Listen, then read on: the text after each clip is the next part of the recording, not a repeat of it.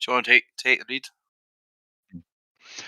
Hey everyone, so welcome back to, this is the finals of the worst RTT at Charity Hammer. This is the fourth Charity Hammer. It's got some name to do with a 4 in it. I can't remember it. I am Alex from Best in Tabletop Frontiers. I'm here with Chris, who you're Overcharged Plasma Gaming, right? That's Yes, your that's my channel. Is currently taking a brief break whilst we get a film studio built, but I'm also part of Team Scotland. I'm also one of Innes's motley crew over from Fight Club. So yeah.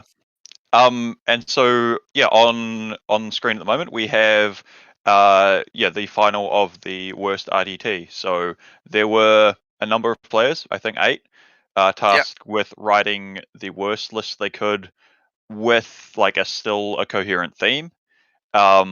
And then so these were 8 top players going to Charity Hammer, and then the lists were semi-randomly redistributed to the other players. And then they were told, all right, do the best you can. So this is a bit like the Blunderdome that Goonhammer ran, if anyone is familiar with that. Yeah, and so it's in this, a good like concept for a little opening tournament, isn't it? yeah, It's just a great palate cleanser, as Adam was calling it before I took over his spot for an hour. yeah. So with the new, this is being played with the old points and missions, because the lists had to be pre-approved to make sure they were appropriately bad but appropriately themed. And yeah, I think on the other stream we might, just to confuse everyone, have something with new points and missions. I'm not quite sure what they are at the moment, but we'll cover that when we switch over. Yeah. And so playing here we have Sean Nayden, playing Orc list written by Seth the Mad Doc. So it's a whole bunch of Orc walkers. There is a full super heavy detachment with Morkanauts and Gorkanauts, and some other stuff. Some Death Dreads and Super Mega Dreads or something. There are Orky cans. There's a whole bunch of units I've never heard of. It's great. Yeah. There are not killer cans, but there is every tier of Orc 2-legged walker other than Stompers. Everything between Killer Can and Stomper. And against that we have Hank Adams of the Pacific Northwest playing Eldar, and this is a list that Sean, his opponent, wrote. I think this is the second pass, because the first version of the list was deemed not bad enough when it was a bunch of Aspect Warriors and their Phoenix Lords. So I think now it's a bunch of Wraithblades and still a pile of Phoenix Lords. Yeah, I mean, it can still do work because you got a bunch of idiots running around with like what 3 damage caps on, and if you have enough of them, they'll do something, I'm sure. But they're going into some pretty tough orcs, so I mean, maybe if you throw enough dice at a Morkanaut, it will go away. But when the dice is kind of a quality, then we'll have to see. Yeah, so there's a whole bunch of -1 damage going all around, because the Wraiths are -1 damage and the Orcs are all ramshackle. And I believe Wraithblades are strength less than 8 to damage, so that outfit will be getting... It depends on the weapon they have. I think the axes are like strength 6 or strength 7, and the swords, they get more attacks, but they're strength 5. So the swords might actually be better just because of the more attacks. Yeah, and but are they 2 damage, I believe? I will check, because again, it's sort of, I haven't ever really looked at, because it wasn't part of Hail of Doom. That's fair. I know the rates seconds, used to be D3, but I think they've been broadened line to 2, which is just worse when they are hitting ramshackle walkers. It's going to be like a nerf bat. Yeah, and and so fitting with the theme of playing like the worst things in the worst RTT, we are playing on the worst missions. So this started with Scouring round 1, which I don't think is actually that bad now. Then moved on to Tide of Conviction for the previous, like the second round of the tournament.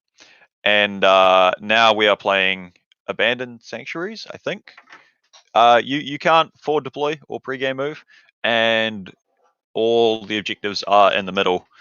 Yeah, Suffer, go in the open. Yeah, the mission territory for this one is kill a thing in the middle, stand in the middle, hold the middle at the end of the game. So going second here is actually quite a big swing because you just I think get 5 points for holding the middle when the game ends, which is just that when the lists are kind of this bad, that can make a lot of difference.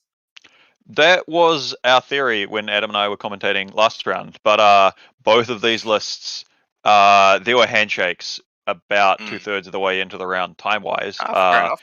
And I'm not sure how they worked out in terms of turns. I have an answer to a Wraithblade question. So the Ghost Axes, which I think 2 of the units are rocking. Yep. The Ghost Axe and there's 4 shields are damaged 2. But then the Ghost Swords, they get 2 extra attacks, and the damage 1. But it is Strength 6 AP 3, so the AP might help them out there. Yeah. It's okay.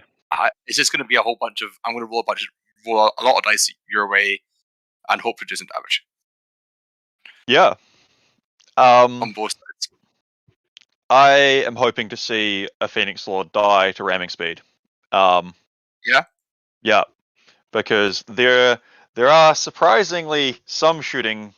There's a fair bit of shooting output from the Orc list. And so they can do some to Phoenix Lords if they get caught in the open. And then ramming speed on the charge and combat damage could get through them and their wound gates. I want to see at least 2. So I want to see a chain reaction of 2 or 3 Orc vehicles explode. That's what I want to see. I want to see that happen. I know it's low chances, but it'll be awesome. But how about the chat? What does the chat want to see out of this game? What are the chat's predictions for this game? Keen to see what the audience thinks. Seems like, do we have much going on YouTube chat? Someone is keen to see Mitch fight some bugs, so nowhere to watch that. I think they're asking about other streams. And sorry guys, we are trying to manage 2 different versions of the mainstream. Do you happen to know, Chris, what the other streams were for Charity Hermit? One of them is probably the Art of War stream. Yes, so you have the Art of War stream because they were having some technical issues at the start. I'm casting my mind back about 9 hours now, whenever this thing started. I will mention it's currently 2 a.m. for me, so my brain is not currently functioning. This is going to be very interesting for me and for you listening at home. So I think we have the Art of War stream, and I think we have this stream. I think that's the 2 streams currently running, I want to say. Yeah. Right. So there was a roll off for deployment, and people have started deploying. So I think Sean ended up choosing the deployment zone, whether or not he wanted that, based off of the fact that there appears to be 1 big stompy Orc robot and 1 unit of Hank's Eldar getting put down second. Yeah. Is that maybe that might be Dark? Would it be Dark Reapers or Rangers? Maybe I see. They could be Dark Reaper missile launchers, or they could just be Rangers. I think they're Dark Reapers based on the shape of their guns. And because Dark Reapers, of course, they can't forward deploy the Rangers this mission, so I don't know if Rangers have forward deploy anymore. They might be deep striking. I think Rangers can do that. Not on this mission, anyway. I'm confident on that. Not on this one. Yeah. All right. Sean is putting down his second big stompy robot. And I suppose Rangers, that's something that almost got him last game, is in those choke points in the deployment zones. He almost got move blocked by some Gene Stealers last round. Fortunately, the big knight-based Orkanauts, the Gorkanaut and Morkanaut, can walk over non-vehicle and monsters. But with no forward deploy, it's not a thing he needs to worry about turn 1, I think. I hear Eldar are fast, though. I don't think they're that fast, and not with this list anyway. I mean, if there were some shiny spears, then that is true. Or some bikes. Yeah. Or even some Sleeping Hawks. Are the Sleeping Hawks in this list?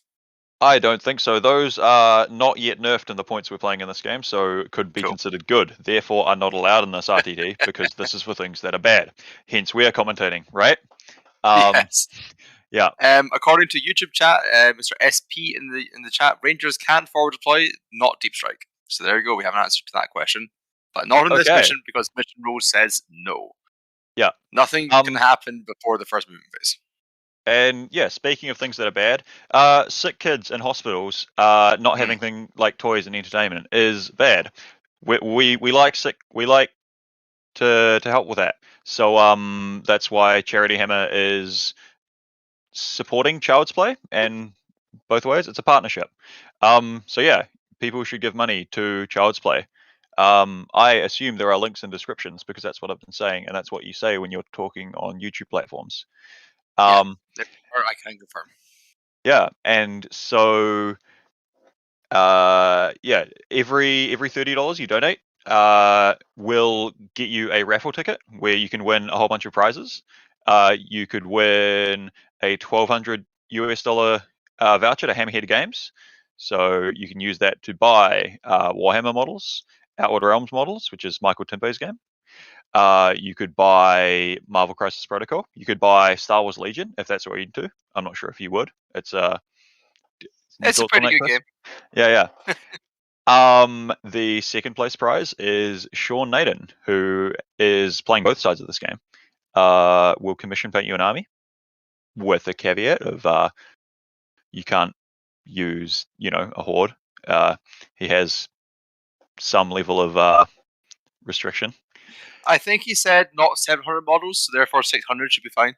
$699. Okay, you heard it from the man. Yeah. Grot Horde, let's go. Yeah.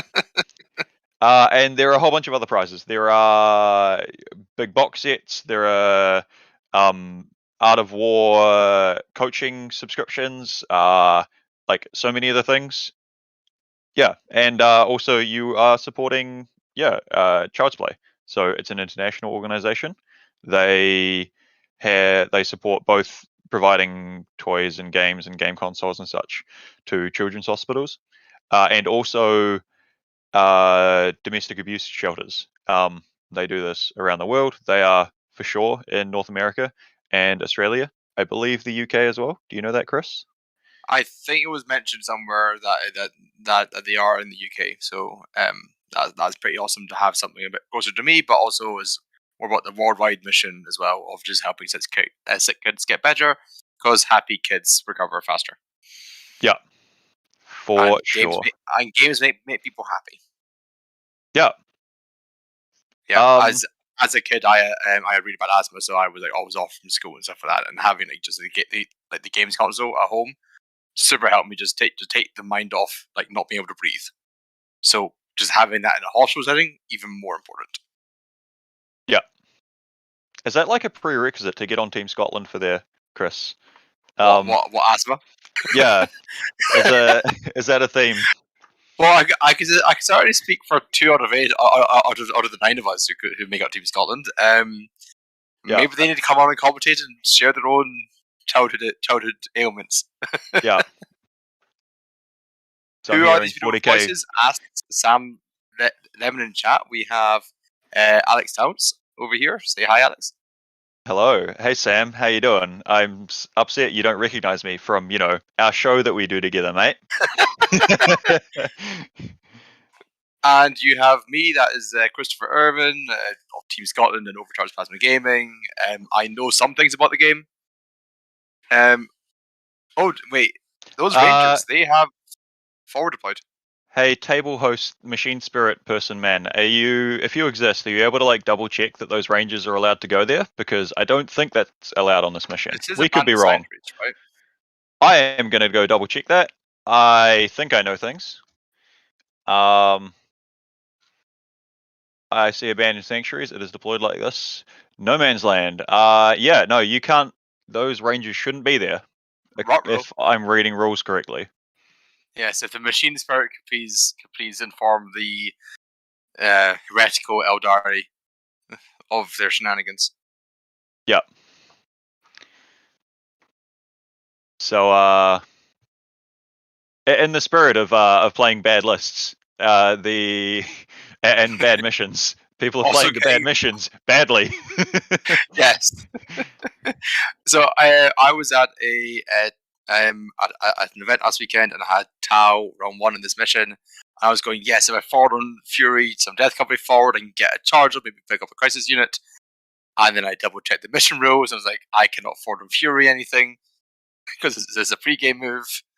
Hey, so, Chris, you can fall on Fury. You're just going to be furious that you're stuck in your deployment zone, and not very forlorn. I can just aggressively shuffle. Yeah. Just march back and forth on your deployment line to show that you're upset. Angrily stomps around in Death Company. Yeah. Yeah, so it looks like we have some Wraith Blades going down on the line. We looks to be the units with the Ghost Axes and Force Shields taking up the front with that Invuln save. Meanwhile, we have a bunch of Ork vehicles I do not recognize up at the top. We have big things and little things. Yeah. So we have on the left, there is a it might look like a Chaos Forge Fiend, but I can promise you it is actually a mech dread. Because it has a mech inside. Then we have, I think that one's the Gorkanaut, and I think it has a shield. Then we have, it might look like a kill rig, but it's actually another Orkanaut. I think that one's a Morkanaut. Another Morkanaut, I believe. And then to the right we have what might look like a Mauler Fiend, but is in fact a Mega Dread. So okay. I think that's piloted by a Knob. Yeah. And somewhere. It looks like we have the Orks going first, and a Phantasm being used to bring those Rangers back. Still, unfortunately, outside of the deployment zone, but I think we can't get messages through to the players. No, unfortunately, we got half the message through. Okay, they did move further back.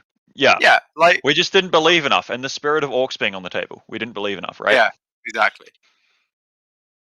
Yeah, let's go with it. Yeah, let's go with that narrative. I mean, if all of the chat believes together and sing some songs, maybe we'll get the message through. We just need to appease the machine spirit enough. I think those Rangers are not allowed to be outside of the deployment zone. Yeah. Okay. Thank you, machine spirit. So yeah. But if things are moving, that might be a Phantasm. There doesn't quite seem to be enough things on the table, but maybe that's just because there's 10 things in the Ork list, and then 3 units of Wraithblade and a vial of characters for the Eldar. It looks like Baharoth or someone with wings just kind of shifted over to the bottom right hand side of the screen as well. That was probably a Phantasm because that's 2 units, I think. Yeah, so I believe Baharoth's on the list, which seems odd. I hear he's quite good, so I don't know how he ended up in what's meant to be a bad list. But I definitely saw Colin's Baharoth model in the last stream, so we'll see how that works. Yeah. Flappy Bird is pretty good at 40k. Is I think the word on the street, although maybe not so much anymore now that he went. He's gone up by a few points. It'll help him be easier to the last target, right? That's how that works. Oh yeah, definitely. Yeah. Oh no. Oh wait. Yeah. Didn't you hear? R.I.P. to the last baby. So just to harass the machine spirit a bit more, it could be cool to have a check on the other stream if that's going, and then we can try see what's going on there.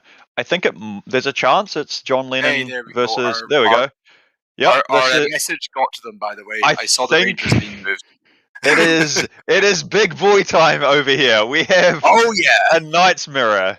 So John with Imperial Knights, Steve, is that Steve Trimble with some Chaos Knights? I think so, yeah.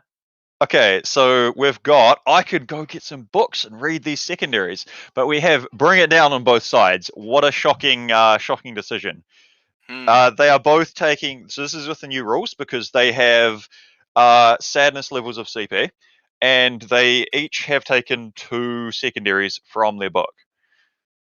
So we have Yield No Ground, which is kind of the Knights version of it. Sorry, I really should be saying the Imperial Knights version of a Stranglehold. You should. And I think it's also things like not moving back towards your board edge and other shenanigan-y type things like that. Honor the House is an action you do in the middle of the board, isn't it? No, renew oaths is the action one, I believe. Right. I will be able to check. I am wandering around trying to find my Chaos and Imperial Knight books. I will have this for us. This is not Titanicus. In that case, Honor the House should be if you gain honor points. That sounds good. I think it's the same category as Grind Them Down and Formally to the Last, where if you have a certain number of honor points and or finish with more honor points than you started the turn with, something to that effect, you gain some points, and there are some other riders which I will read the specifics of. The Chaos Knights have Storm of Darkness, which is it's an action secondary. They start in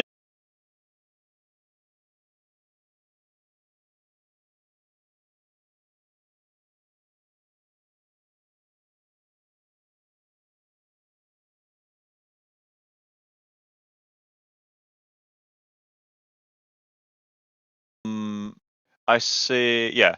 So John was saying just before when he and Colin were talking that he thinks the best Imperial Knight is six small knights, 2 big knights, and everything has guns. It's a bit of a gun line, but it moves forward slowly, backed up by the secondary that tells you to move forward slowly. Yep. Yeah. So Battlefield Supremacy, Ruthless Tyranny for Chaos Knights is if you score 2 points if you control half or more of the total number of objective markers, so slightly easier than Stranglehold, with Chaos Knights models. So if you're summoning, it's a bit harder.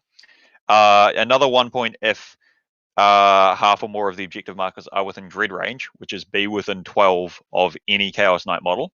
Pretty doable. So it's pretty much easier Stranglehold, and then you can get another point, so up to potentially 4 a turn, if every objective marker is within Dread range or within 12 of a Chaos Knight model. So it is better Stranglehold, which you didn't take in the old rule pack because you would want something else and you'd take Stranglehold, but now you would just take it, and it's great. And it's pretty like Knights. I think both types of Knights, Chaos and Imperial, have made off like bandits with the secondary changes. Yeah, big time. Because Storm of Darkness is a pretty solid secondary for Chaos Knights. It's you perform an action on an objective in your morale phase, so you can act for a turn, and if you clear the objective by punching someone off it, you can even do it. You might be able to even Terror Shades, which is a stratagem to do some mortal wounds them off of it. And so then you start doing it at the end of your turn, and you don't get to move the next turn, but can then try and make a charge if someone comes close by. Yeah. And the Imperial Knights have a nice action one as well, but they don't need that with Bring It Down being such a good anti-knight secondary. Yes, and they may not necessarily want to go and stand in the middle of the board against all of these Chaos Knights. That might bring some pain. Yeah, for sure. So their Yield No Ground secondary is you get 2 points if you control half or more of the objective markers. Okay. Much the same as the Chaos Knights one. Score 2 points if no enemy units are wholly within your deployment zone, and score 1 as long as no Imperial Knight has ended the turn closer to your battlefield edge than they started the turn, and that no Imperial Knights units fell back during the turn. So you might not always get the fullback rider because knights can fall back and do things, and you might want to do that. You also can't score this in the first battle round, but you can still get 4 turns of 4 points without too much difficulty and score a 15. Now, Alex, it looks like did the Imperial Knights just lose a bunch of armigers there? Or are they still in play and just off to the side of the camera? I can't tell you, I'm sorry. I have been reading secondaries because I have books. I'm going to put them to use. I think they're still in play because John's pointing at them. But we do have some secondary scores from the first round. So it might be there. I'm assuming they're going to be some returning points going in there and some bringing down points. So I reckoned some armigers are dead, but maybe not all of them for the the bring it down points might be able to tell us. So we're on to round 2 already. Knights play quick. So Storm of Darkness, Ruthless Tyranny. Okay, so they I don't think all of the objectives will be within 12 of all the models, but maybe. Storm of Darkness kind of completed it. I think two baby knights will have died on the Imperium side. Yes, I think we're seeing some Helverin shooting right now because of this 4 dice being rolled 3 times. Yeah, so I think those 3 Helverins down in the bottom of the bottom left of the screen are still in play and are shooting their autocannons. Yeah, well, Helverins, they shoot 4d3 shots, but Helverins want to shoot. They do not want to get punched by Chaos Knights. Anything really. That is quite bad for their health. Yeah, but a Chaos Knight especially will be quite bad for their health, and that might be a Rampager up the middle of the table. And if they were sitting near that ruin where they were initially, that's sort of you might go and get crumped by Rampager distance. I'm not seeing very many saves being passed here by the Chaos Knights. So hopefully John can push them back, but I think, as Sam says in the chat, maybe John got unga-bungaed here a little bit.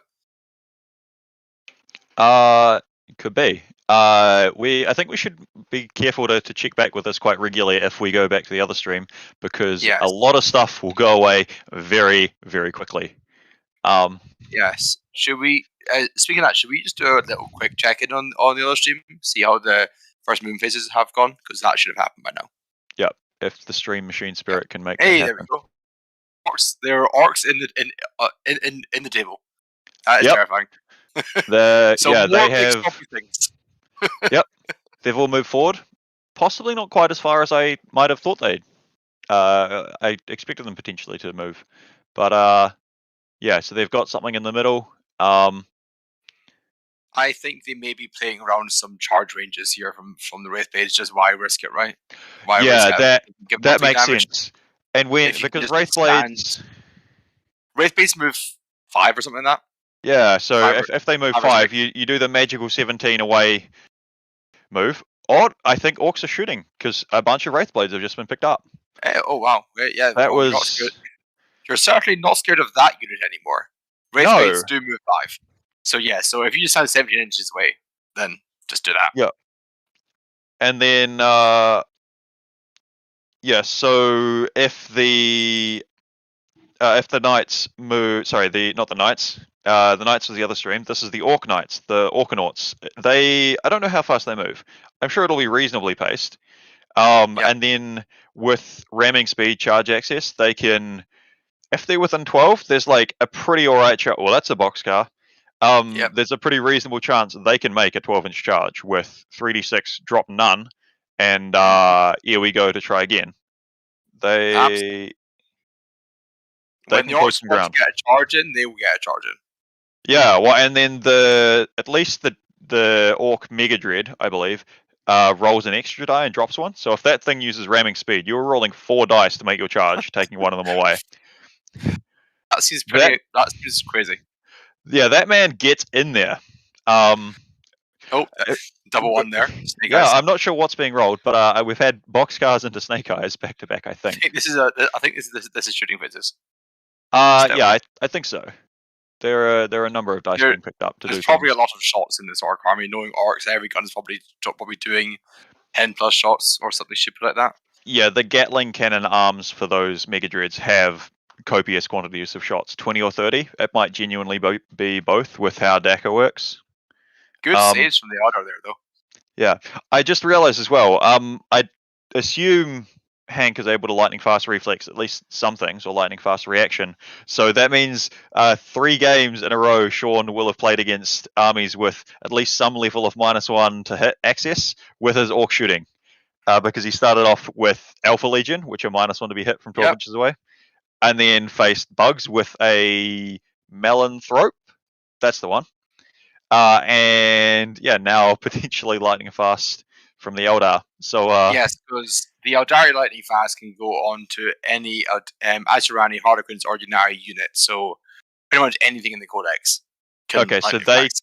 So they can put it on the chonky lads, but it's the Dark Eldar with the covens that can't do it. We have some model count updates for the Knights. So we quickly switch back to that. given how fast that is knights could go. That is brutal. Yeah, so apparently the Chaos Knights top of one took 24, at least 48 wounds worth of damage in the form of the Abominant dying, but then standing up again because it'll have and is now gone. Yep, and is gone again. That guy's not having a good day. Yeah, John is just like, I'll do it again, and does the 3 wounds again off the Abominant. Yeah, so... And then John, in return, lost 2 of the Armigers. Yep. So, so it looks like that little group of 3 Armigers off to the side, some of them, if not all of them, should be alive.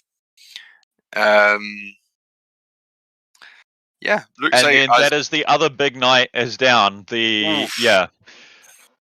So I think some some real difficult analysis here. I think the go first roll might have been the big one in this matchup because it's a little bit, yeah. Yeah, when the lethality of knights goes up, and you also don't have as much in the way of command points starting off early because it'll be 2. You want to spend a couple of CP per big knight to give them toys to play with, and it costs 2 CP to rotate on a big lad. And so then you can't necessarily afford a CP to try and re-roll against, say, a D6 plus 2 or potentially D6 plus 4 damage thermal cannon. So things can die. So check this out, though. So, you know how we're saying Alpha Strikes are dead, we're not going to have any of them, the CP just doesn't allow it. You're thinking of the Knights 3 CP to mortal wounds thing. Apparently, Don just did 21 mortals and other damage, because, we need other damage on top of 21 mortals to the last Chaos Big Knight, which is insane. Yeah. That's probably using the ability to make it free once per game onto a knight, and you combo that with the warlord trait for 6s to hit, 6s to wound, doing mortal wounding on top of everything else. Yeah. So you basically just fire your Razor and do 21 mortal wounds, which is ridiculous. Does look like he has a Crusader and a Paladin. So Crusader being the double guy. It might be, or it might actually be that he has a I can't quite tell, and it could of course be borrowed models that are not quite. They're using different weapon arms. It actually looks like it's a Melter Chainsword, which is the Knight Errant, and a Paladin, which is Battle Cannon Chainsword. Yes, there could be a case of borrowed models going on here. So I've seen it's the rapid fire battle cannon and the Gatling gun for the knights is normally what the mortal wound warlord trait goes on to in from like the circles I play in. Yeah, for sure.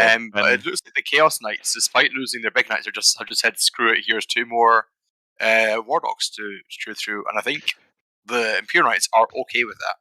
Well, if that Carnivore makes a charge into the big knight there and it doesn't have invul, that one little knight has pretty good odds to just punt the big knight into the sun and one hit combo them.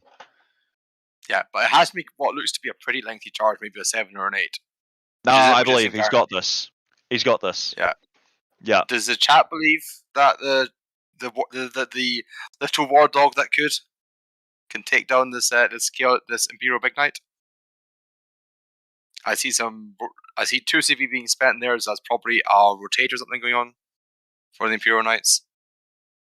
Yeah, looks like those are a couple of brigands sitting on the home objectives, and there are windows in those ruins, it look like, so they're probably sitting behind the obscuring, shooting the big 24 wound Imperial Knights. So actually, the Chaos Knights might be scoring still not terrible points until something can go cut an angle and get to the backfield shooting guys. But yeah, it's not going to be pretty, I don't think. Yeah, it looks like the Chaos Knights were measuring some half ranges there for the Melter gun. Right. Yeah.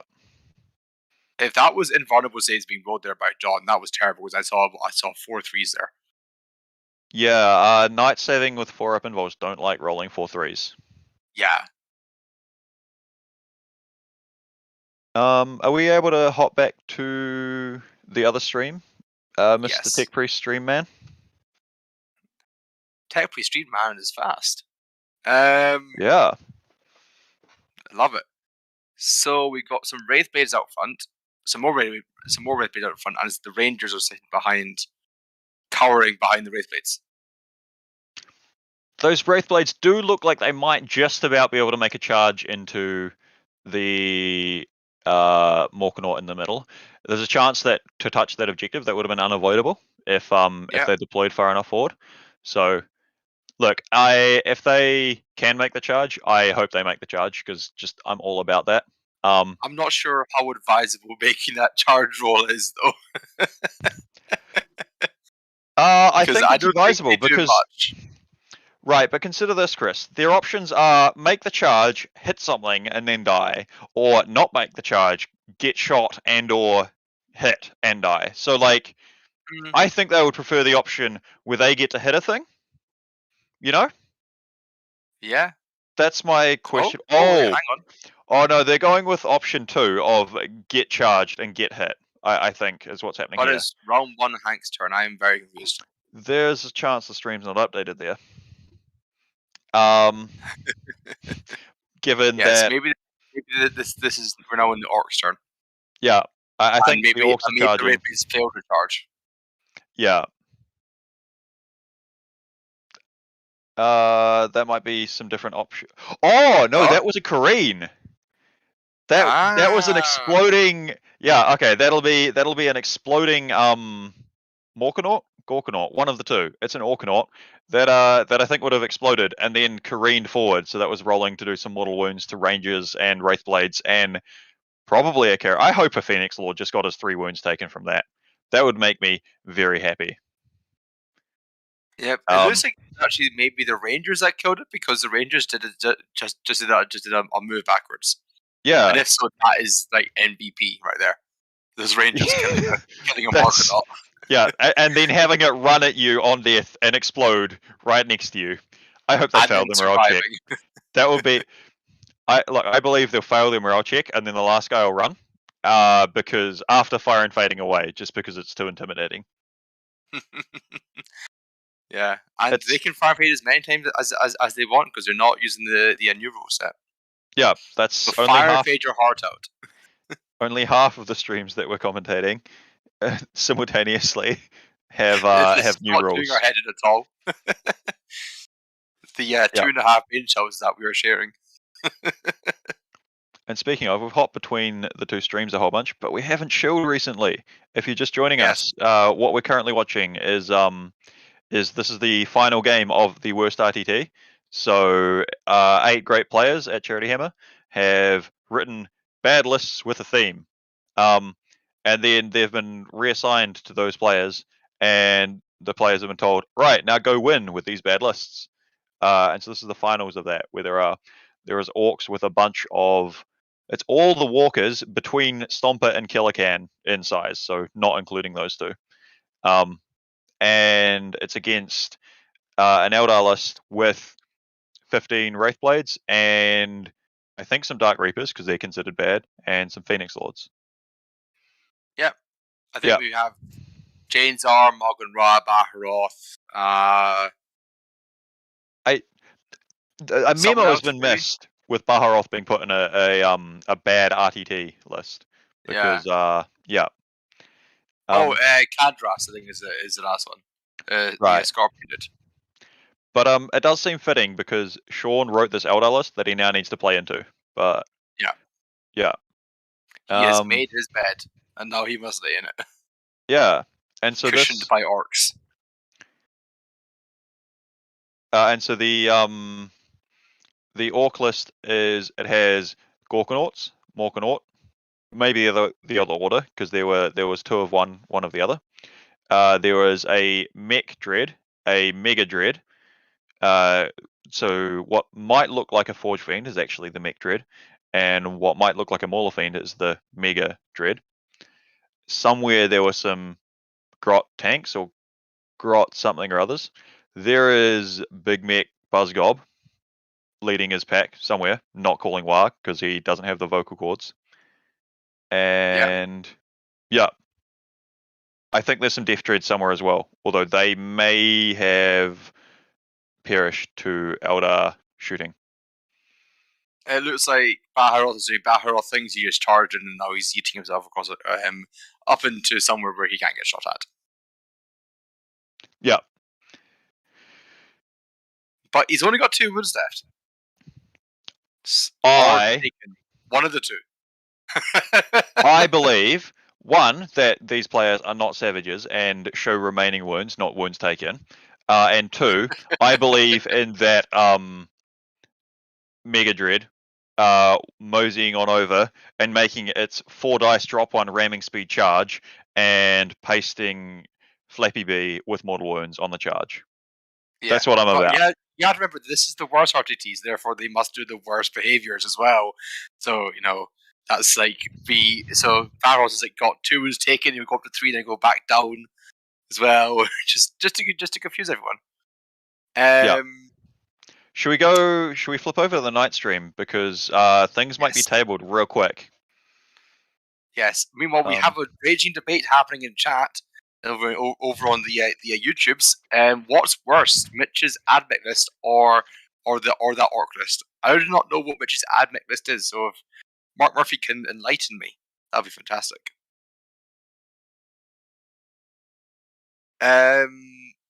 It looks like the Armiger the War Dog made the charge into the Chaos Knight, into the Imperial Knights, and the Imperial Knight just walked away.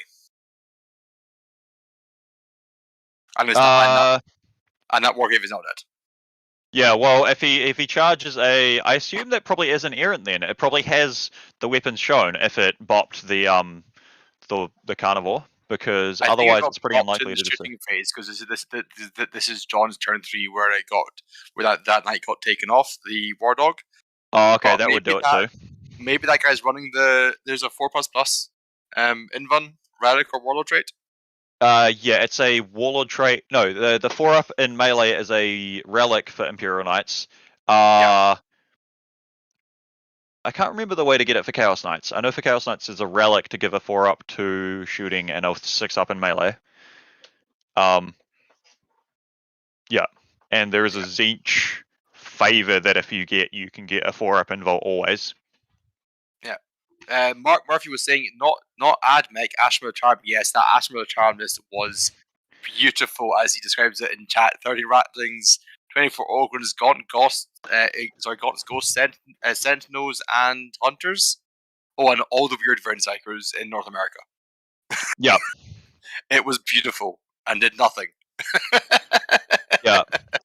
I find it really funny as well that there were some really great subtle things in some of these lists. Like the Alpha Legion list had one character that had the I am Alpharius Warlord trait, which means if they die, they get to pass on the Warlord for rules purposes to another character. So it is useless when you are the only character. It looks like the Knights game may have come to a conclusion after being down to 2 War Dogs versus 2 Big Knights. Yeah. We may get a re-rack, I think, but we'll get that confirmed. That seems pretty reasonable that might happen. Yes, it looks like they're going to be resetting up. So whilst they do that, why don't we go back to the other game and maybe they'll let the Chaos Knights shoot first this time. Oh, so apparently it wasn't Rangers. I believe it was Fire Dragons that shot the Orkanaut in the middle. So that makes sense that they managed to kill it. But then, they were showing that the error in their ways when it exploded, careened as we covered, and went kaboom. Yeah, pasting 3 of the Fire Dragons. They just put too much fire into the Orc vehicle, and it's really their own fault. Like Fire Dragons firing at a Orkanaut and then fire and fading, it's too much fire. They had to die in a fire explosion. Yeah. Exactly, yeah. It's like, hey, I heard you like fires. Here's your fire, where's your fire, where's your fire? Yeah, and so Table 2 is currently re-racking. Chaos Knights will be going first this time, which makes sense. And so in that case, my money is on the Chaos Knights to win, because that just seems to be on brand. Although, actually, if they are going a more punchy variety of knight, it could be that Imperials could pull it out. playing on Dawn of War might make it tough because they have limited space to run away and shoot before needing to put the hurt on. I think the Imperial Knights are going to take it. Imperial Knights can be extremely tanky when they want to be. Certainly if they've picked the tankier Warlord traits from Onyx. Yeah. For sure the armagers can be, but I'm not sure how tanky you can really get the big lads. I'm not sure what household John is running his Imperial Knights as. If they're Tyrannus, they get a if they're Tyrannus, they will get a Field Knife Bane. But anyway, let's get back on topic with the worst RTT final, because yeah, and I can't see any players, but we have a whole bunch of I think there was some teleporting Death Dreads, because a Death Dread has just been put down in the Eldar deployment zone. So I think that means it is ramming speed time soon at some point. Yeah, if those Death Dreads if they get into that little lovely nest that the Eldar have made for them, that's going to hurt a lot. Yeah, no, I'm enjoying watching these games because when I don't have much of a personal interest in anyone specific doing well. I just want to see violence happen. I want the long charges. I'm all about things exploding. Yeah. Well, do you know what's great for hitting 9-inch charges? Ramming speed, and here we go. Yeah, it's getting more dice and free rerolls. For sure. Yeah, it's going to be great. Yeah. So I assume these are just going down as in quotes markers, because I think the rest of the orcs haven't moved. Yes, it looks like they were just measuring out the 9 inches. That's what all those teal dice are representing, and they're going to quote unquote pre-place them. What I have to do is I have to put them down and then knock them over, so they're all inside, so they're not technically set up, and then I can get on with the rest of the movement phase, because it's not set up until they're properly on their bases. Yeah, for sure. A little half pro tip. But yeah, so what are the Orks going to do here? They've lost their big centerpiece.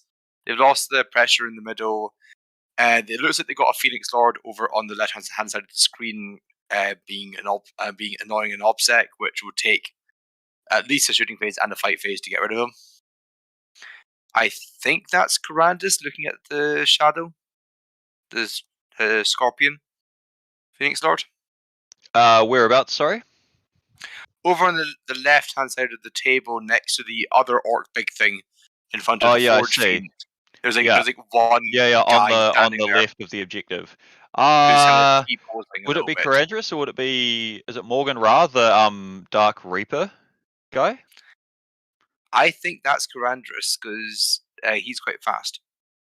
I think that's Morgan Ra is probably standing in the middle of that castle, about to get bonked by Death Dreads. I mean, look, that would make sense if you have guns to and he has a gun, is to sit back and shoot people with it, while the striking Scorpion who hits people should go up and strike in close combat. That might or might not work for him because he might get shot and charged and punched. But best of luck to him. Yep. Yep. Whilst we're waiting for the Orcs to finish the movement phase, should we talk about the charity that we're raising money for? Yeah, for sure. Do you want to do the thing this time? I would attempt to do the thing. So we're raising money for a charity called Child's Play. That's a worldwide international effort to kind of put toys, game consoles, games into children's hospitals and domestic abuse shelters to basically make kids have an easier time whilst you're going through some of the most horrible treatments and times of their lives. And because when they're happy, they recover faster, and it's all good things. And I certainly wouldn't like to go through anything without anything like that with some entertainment to kind of bring me out of my own head. There's a link that's just been put into the chat there to go and donate. Every $30 you donate will get you a raffle ticket, and we have some big prizes. We have a $1,200 voucher to Hammerhead Games. You can buy all sorts of hobby supplies and hobby games from them, Legion, 40K, Marvel Capcom, Crisis Protocol, whatever it's called. And also the Sean Nayden can paint you an army. You can ship him, I don't know, 699 grots, and maybe he'll say yes to that. You have to do some very good precision, but more likely a regular size 2,000 point army he will paint for you. He has stated that he'll discuss with the winner of what is a reasonable army to get painted. Yeah. Don't take the mick, basically. Yeah, if you send him 700 grots, I cannot guarantee how many will be safely returned. But yes, it's all for a good cause, and donate what you can. And if you can't donate, like the streams, share the streams, tell your friends, signal boost in any way you can. Is all greatly valued and appreciated by the Charity Hammer team. So I think this is probably talking about the Death Dreads making the charge from Deep Strike, but Sam Lemon says that he hears donating $30 or more to charity guarantees your next 9-inch charge. Oh. I don't know if I would take that for sure, but you could try it out. Yep. It would give you some good karma. Just saying. And 300 conscripts. Yeah, just to stir the pot. Mark Murphy is saying, 300 conscripts. I don't think Sean would be about painting that either. Again, it's up to you, master negotiators, to go and negotiate. Yeah, just donate a whole bunch of Child's Play. It'll up your chances of winning, and then you too can try and upset prominent pointy air player Sean Nayden with your There is actually request. One more prize that we haven't mentioned. Yeah, is it the objective markers? Yeah, it's for the top donor. We're not going to tell you who that is. Apart from it's a guy called Dave currently. We don't know anything more than that. We don't know the amount. But if you want to get these beautiful objective markers made by 3D6 Wargaming, I want to say is the company. Yeah, they're always been a sponsor of Charity Hammer, and you can buy the previous ones from their store still. Yep, so you can buy these, but what's special about the top donor prize is that everyone who's at Charity Hammer will sign these markers for you, making it one of a kind, making it unique, priceless. I mean, the big celebrities are here. So be that top donor, get an awesome set of markers, and be the envy of all your friends. And provide board games and video games and such to sick kids in hospitals, and or help Child's Play make domestic abuse shelters, or run them, or support them in some way.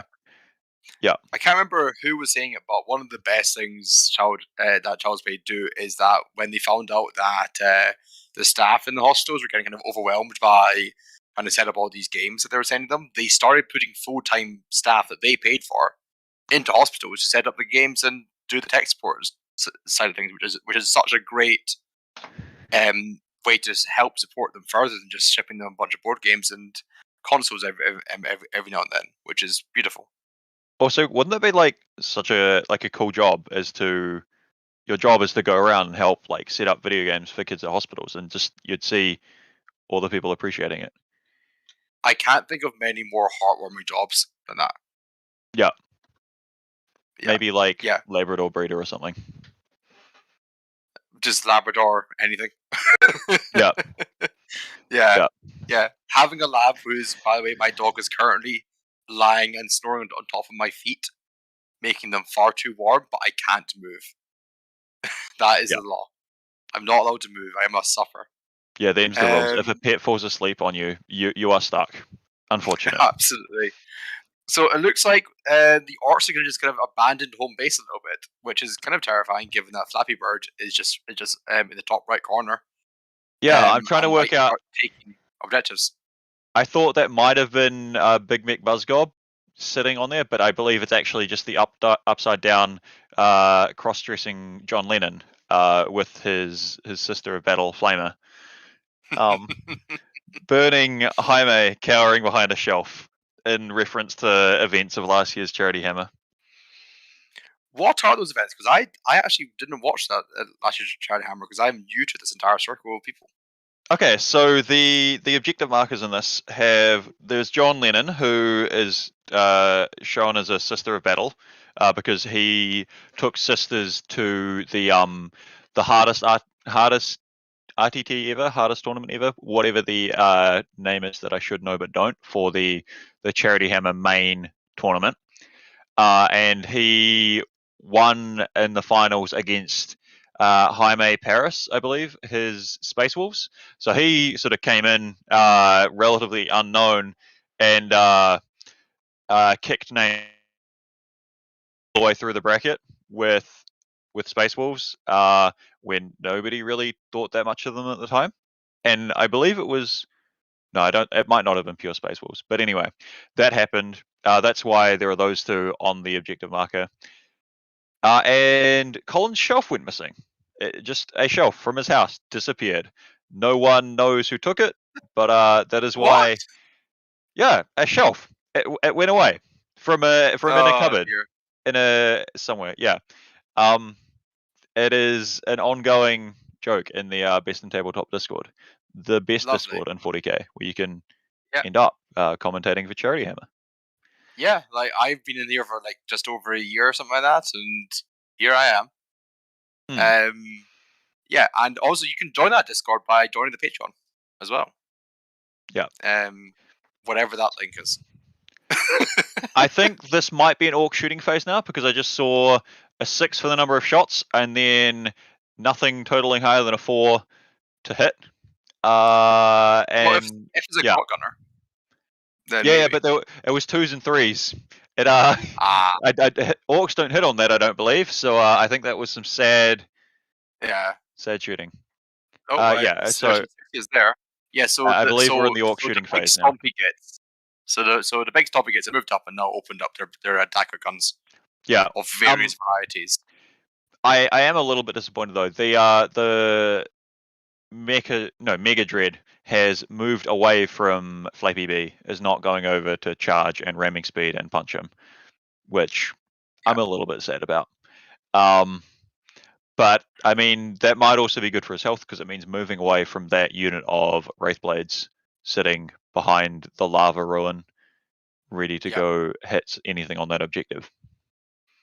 Yeah, those Wraithblades are definitely projecting some threat, but I think they're probably going to be running backwards very quickly to deal with these teleporty death dreads. Oh yeah, there are awfully some death dreads just right behind them there, aren't they? I missed that off screen. Yeah, so is that 3 of them down there? Yeah, I don't quite know how death dreads, if they act as a unit or not, or maybe there might actually be some killer cans there. The list, I believe, was meant to have like a Grot mega tank. It may have been swapped out for killer cans due to some players needing to drop at the last minute, and those players needing to be providing the models. I am going to double check death threads now. So you crack on. Let's get some information. Yeah. So yeah. Oh, I've just realized why Baharoth would be up in that corner there as well, is because Hank has taken behind enemy lines. So if you read the secondaries, it might help you work out what's going on. Yes. And so he'll be sitting there. So death dreads. Yeah. They set up as a unit, but as soon as they're deployed for the first time, which is now, they're now individuals. So he has 3 chances to hit those charges. Okay, so that's both good and bad, because it means you have more chances, but it means you can't ramming speed an entire unit of them, which I was excited for that. But you get to do one of them. Oh yeah, at some point in the chat, Sam also covers us and says that don't forget the hot sauce, which I think the Flamer is representing the hot sauce challenge of last Charity Hammer, where there was many grown-ass adults, I think some reduced to tears, trying to competitively eat hot sauces. I tell you one person I want to see do that. Oh, can I have one guess? You can have one guess. Is it maybe NSA Wilson? I think it might Twitter be. fame. Yeah. Yes, I think it is Wilson in any eating challenge would be hilarious. I don't know why, but so we went out for we were trying to get dinner in Newcastle, and I took him to this chain Caribbean Jamaican restaurant, and he struggled. He struggled with all like the jerk spices and everything. It was hilarious. So, is there anything? Are there any casualties we've been noticing for the Eldar here, or has it just been a bunch of orc shooting doing nothing? Oh, there's some Dark Reapers going, but it's a bit. Yep, there's some Dark Reapers. There might be 2 Fire Dragons shooting, but no more than that after that Korean explosion. Yeah. I mean, those 2 Fire Dragons can still do lots of damage. Yeah. So yeah, we have a bucket of dice. I'm picking this is probably one of the big Gatling arm cannons from one of the remaining Lord of War Orc Knight Stomper Orkanaut lads. Yeah. I think we're down to 2 Dark Reapers now, as well. Oh, and there goes the Fire Dragons. Right. Oh, so maybe this is probably the shooting from the Death Dreads that have just appeared, teleported into the back line. Would make sense. While Orc shooting is going on, because it should hopefully only pick up a handful of models, but require a bucket of dice, do we want to really quickly see what's going on in the night game? Just pop over, see what's been tabled, and then we should duck back to these finals. Oh boy! So it apparently is John's round 1, but I think the stream's just not been updated there because Chaos Knights they are up in there. There are many dead-looking Imperial Knights and so many Chaos Knights all over the midboard. I think this was a go first story. It looks like John may have deployed his big knights slightly further back, so maybe he's got 1 or 2 big knights left alive. But so there you go, knights versus knights. It comes down to a first turn roll off. Yeah, or at least it definitely can be with like the new books coming out and upping the damage, but not necessarily the durability. Anyway, should we might hop back to see if Orks are trying to make some charges because that knight's fight looks a bit go first decisive, really. It's a big sad. Yeah. I see 2 dice. Is that a charge? No, that's more than 2 dice. More than 2 dice being rolled. It's still Orc guns. The casino cannons are going hard. Yeah, they're starting taka as hard as they can. Yep. They are like really believing they're going to be hitting. Yeah. So, chat, how many death threats do you think are going to make it into combat in the charge phase? Let's get some predictions going. Yeah. I'm going to say 2. I'm optimistically saying 2. How about you?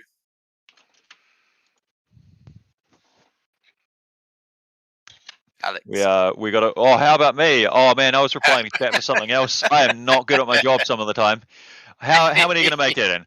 I can't quite even tell how many are down there. It looks like there's 4 things down there. So let's go with 3. Yeah. Well, I'm going with 3 anyway because I want it to happen. Yeah, you want to see you're after the violence. I just like I don't know how many people. I don't know who doesn't like seeing a 9-inch deep strike charge when it's not a game they're playing. Just everyone gets excited for that, right? Like, yeah. So we have like big charges, explosions. Those are like some of the things. Just I think every 40k player enjoys to see.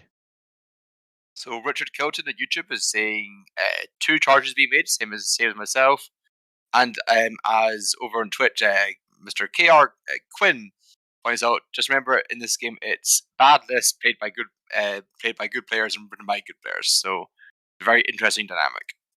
Yeah. And in case of the Eldar list, Sean is so good at writing good lists that he was told he had to redo his bad list. Mm-hmm. Which seems moderately interesting, given that Sean has to some extent a history of performing really well with what others don't understand in terms of Eldari lists. In fact, sometimes just deliberately including models that are uncommon. Yeah. I believe. It looks like the Wraith Blades up at the front of the Eldari forces, the black-haired ones, were taking an absolute beating from the shooting phase, and now there's only 1 model left with 2 wounds remaining. Yeah. So that poor Wraithblade is trying his best to stay on. Yeah, and I think they may have also been what is it called? Fortuned. I think they were rolling Feel No Pains. It seemed like. Is there a Psyker? I am not confident. No, they probably weren't, because there probably isn't a Psyker. They were probably just they might have been 2 damage shots rolling 2 saves at a time, and some of which were in cover. That would also make sense. Yeah. Yes, because they look like they have double swords rather than the shield, so they don't have the avoidable. Yeah, that's right. The darker colored, like the bluey colored Wraithblades have double swords, and the bone colored ones have axes and shields. Yep. Yep. Haunted Bagel just finished painting their 3rd armor of the day. Congratulations, that's a lot of painting. 3 armor is a lot. Are you moving on to your 4th, or are you going to take a break? Haunted Bagel.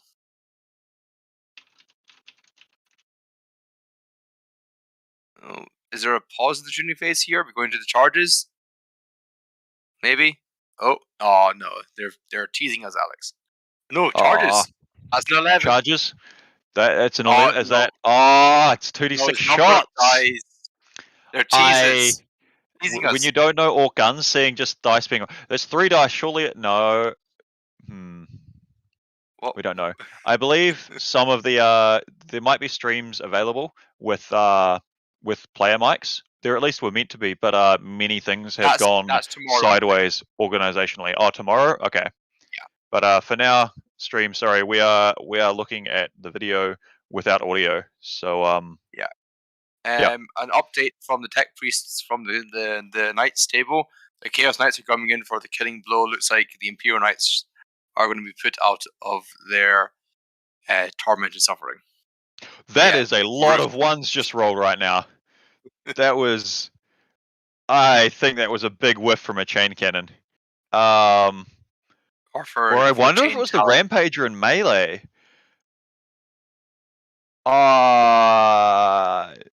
That would be kind of funny if that was just there are some low rolls being made by some of these whatever they are attacks. That's another lots of 1s and 2s. Jeez. It's painful to watch. I think the Chaos Knights could fail just about every single hit roll. I think that was Chaos Knight shooting. I think, because there was like what looked like 12 dice for the chain cannons. There's 2 dice which would be melter. There were sets of 4 which would be stubbers. Yeah, that's what I'm going to confidently say was happening. Charges going on. Yeah. Oh, and that's 2 failed invuns. That would be 2 failed armor saves, so it doesn't matter what they're rolling. That was 1s and 2s. That is. And here is some damage. That's 7 damage. Yep. I don't think that melters in half range. Right, and we're rolling some Feel No Pains, and so the 6 is being left. So yeah, I think John is running House Tyrannus. So all of his knights will have, his little knights will have 13 wounds, his big knights will have 26, and all of them will have a 6-up Feel No Pain. So, yeah, there is some real big boy damage going on. I think that's. I think House Tyrannus is almost like the standard or required house to go in tournament play. Yeah, I believe just gives you that little bit of durability. Yeah, and it also gives you zombie knight chance. So on a 4-up, you can stand a knight up again, which Chaos Knights have access to on ones marked with Chaos Undivided. Yeah, one of my friends was saying it's just crazy how many times he has an armor gun running around on like 2 wounds that just wouldn't exist otherwise. Yeah. Yeah, it looks like we're going to have very few Imperial forces left from the board after this turn. Yeah. Shall we head back to the Orks game, see if there's any charges going on? That seems fun. I'm just having a look at chat. It looks like there's some charges. We've got 1 Death Dread has made a charge. We have a Morkanaut. 2 of them. 2 of them? 2 of them. All right. Look at the bottom. Yep. And I think there were 4 things down there, because look, there still appears to be 2 Ork models down the bottom. Yes. So Everyone who's said 2 is amazing and is great at predicting numbers. You guys sure randomly generated a number between 1 and 4. Real good. Oh, that's a snake eye charge. Okay, but here we go. Maybe get something to move? Yeah. Yeah.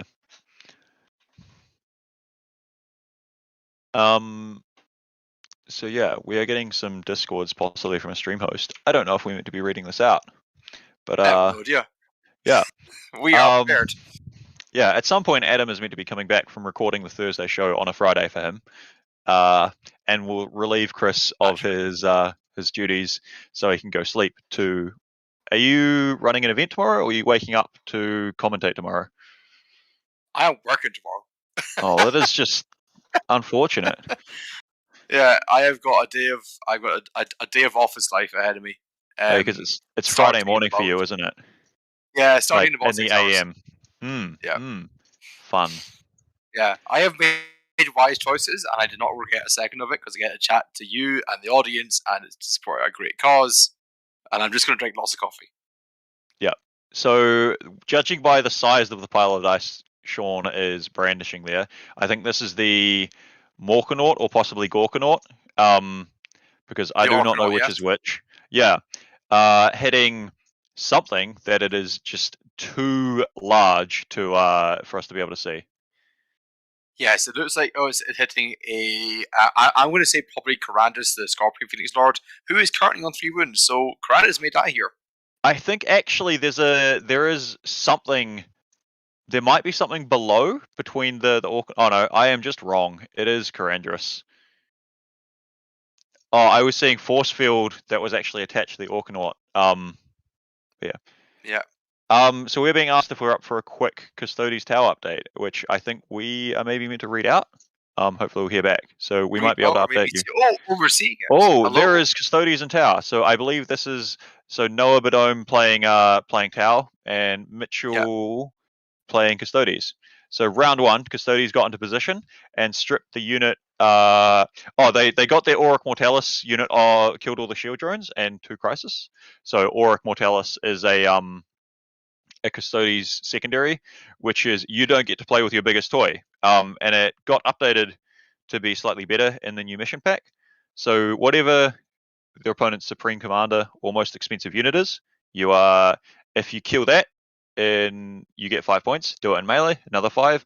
Outside of your deployment zone, another 5. And so the Crisis unit that was the target for that has had its shield drones and 2 suits removed. Yeah. And then Tower have moved up and killed 5 Sagittarium Guardians. So that is the dudes running around with heavy bolters, but they're assault and have a 3 damage combi thing stuck underneath of it. Do we know if the Tau have gone Kalyon or Monka? Because that would tell us a lot about what the Tau are thinking this game. Based on his positioning, I would guess that Noah has gone Kalyon, because he likes to play KG, and he's not positioned in a way that would make sense for a Montcar play. Also, given it's Custodes, you probably don't want to get up in the groove space quite so much. Yeah, I would imagine. Also, are these some like these are some heavily converted Tal models with like beasts of like water variety, turtles and whatnot, and it looks awesome from what I can see. That is some amazing conversion work. I think we'll be moving away from Noah's amazingly hobby Tau though, because the finals is basically getting wrapped up. I believe Sean is in fact better at playing than he is at list writing, and so is that right? All the Eldar tools to deal with Orc vehicles have gone poof, is what the table boss has told us. It is a big sad. Yeah. Poof seems a bit underwhelming, right? I'm sure it's a much more. Eldar. It is Eldar. They do kind of go poof, and then they go into the wee spirit stones. I mean, yeah, sure. Let's go with that. I don't know how that works for the. I don't know how that works for the Wraithbone constructs, because those sort of are already. They go crack. Okay. Yeah. Snap, crackle, and pop. Yeah. Yeah. All right. Oh, wonderful. It looks like the Orks just kind of ran at the Eldar and said, "You don't have enough Melta," and then the 5 Fire Dragons said, "We sure do." And then they got, and then they went, and then the the Orc explosion is like, that's some nice Fire Dragon damage you've got there. It would be a shame if something were to explode on it and do D6 mortal wounds to it. Yeah. It turns out Eldar don't like getting hit by things in general. Yeah. So I think one of the biggest takeaways of this worst RTT is that man, were people wrong, because this Orc list was predicted to be the worst of the bad lists, but it is in fact the best of the bad lists, because the potential fear of bad lists won't be able to kill all of the wall of metal instead of wall of muscle. They just cannot deal with the Death Dread dance crew, whatever you were calling it at the start. Death Dread dance party, Mad Mech, maybe. It is the Can, something like that. Yeah, the bad lists were not ready for big boy time. In a meta full of nails, this Orcus was the hammer.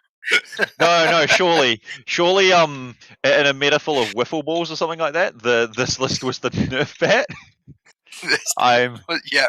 I feel like I'm reaching this analogy. We need Adam, the experienced commentator, come back and bail us out. The TLDR is when you don't have anti-tank, tank good. Like there's also maybe a chance that like prominent knife-eared player, pointy-eared player Sean Nayden, maybe he played the games well, but I mean, I'm sure that's probably something. That's possibly a take. I don't think it's a very hot take. It's a little bit hot take. Yeah. Good player is good. Yeah. But congratulations to Sean for being the maybe he's the second worst at writing a bad list, given that his list was in the finals, but he is the best at piloting a bad list. Should we go with that? Yes. Yep. And I think because wasn't he picked to be the worst list, so he kind of won. He just went, screw it, I'm going to win both. No, apparently. No, I think the Orc list that he's won with was chosen to be the worst list.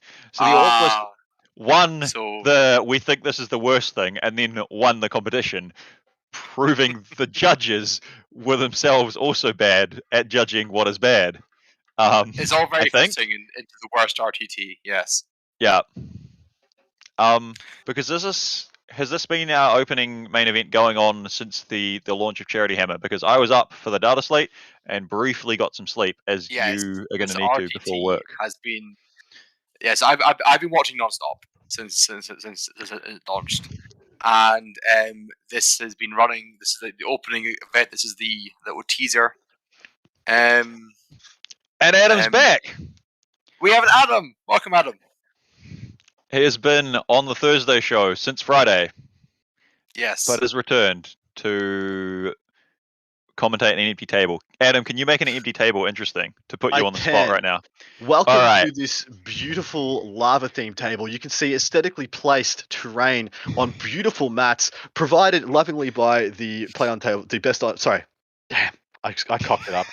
Best in table, the best in table. It was going so well. Yeah, tell me, I was. I'm sorry, I'm very sleepy. How'd this wrap up, boys? I'm sorry to just catch the end of it. This must have been a very quick game. Yeah, it was. So the Orc mech, he didn't even deploy 10 models because he had some Death Dreads in the teleporters. And so there was a bit of cagey play. There were some sneaky rangers trying to like forward deploy in a mission where you can't do that. And then the Orcs went up. The Eldar shot them a little bit, and then when the Wraithblades poked their head out, they got shot by Orc shooting and punched by Orc combat. And the Phoenix Lords died over time because Orcs can in fact shoot a little bit, do some mortals on the charge. Who would have thought? Punch. Yeah, right. Yeah. I think possibly one of the bigger moments was the Fire Dragons popped out from their lava hiding spot behind on their home objective to shoot a Morkanaut, I think it was on the middle objective. They killed it, but it then explodes and decides to careen forward, killing 3 of the fire dragons, who then still fire and fade behind the terrain, and wounding some wraith blades, and I think probably hitting some characters. Amazing! I love it so much. So, does that mean that the orc list was the best of the worst lists? Yes. So we've established that it was also judged to be the worst of the worst lists. So in fitting form, the judges were themselves bad at judging bad lists. You love to see it. I just want to point out that right now there's one very confused wraith base. So yeah, there is. Like, what the hell happened? So yeah, it's like where did everything go? I only have one question. I only have one question. Which was the worst of the worst list? Which scored the least amount of points in its one showing? I would love to know. Maybe the tech priest can answer that. Yeah, if we could find out.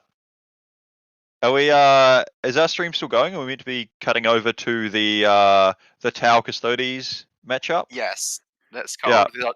Also, Adam, whilst you're away, we found out that knights, whoever goes first wins in the Chaos. So Adam, you've in fact missed 3 entire games of 40k in your 1 hour of recording a show, because we had 2 knights matches and and it was a bit like an Orks making a knight list, really, isn't it? Because it's got 3 big lads and then a handful of smaller ones. So night games can be quick. Yes, indeed. So what are we seeing now? What's this table? So this is Noah Badome's wonderful.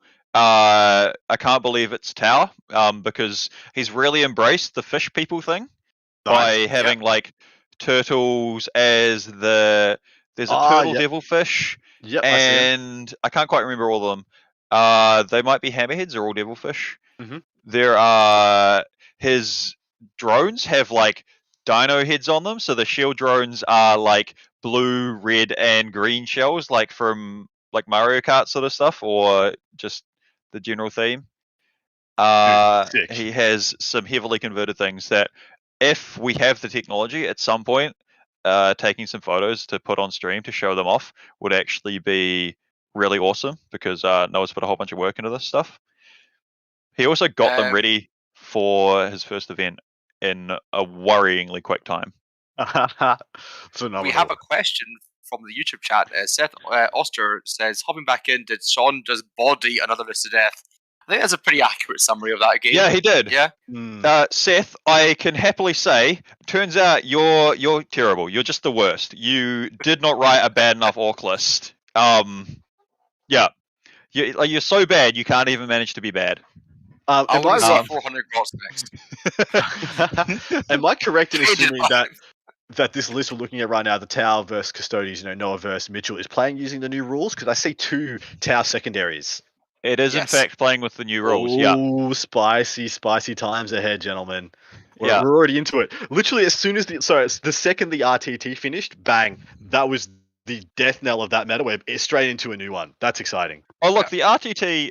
We didn't even wait for it to finish, because this game, and we got 2 Knights games done before the RTT was finished, both with the new missions. Were the Knights games Renegade versus Imperial or Renegade? They were. Imperial, so we had both of them taking. I mean, bring it down, unsurprisingly, because it's just kill things and get points. Now that it's got Titan Hunter wrapped into it, they were both taking their better version of Stranglehold that they each have. Yep. The Imperial Knights took one that I didn't actually read out to the chat.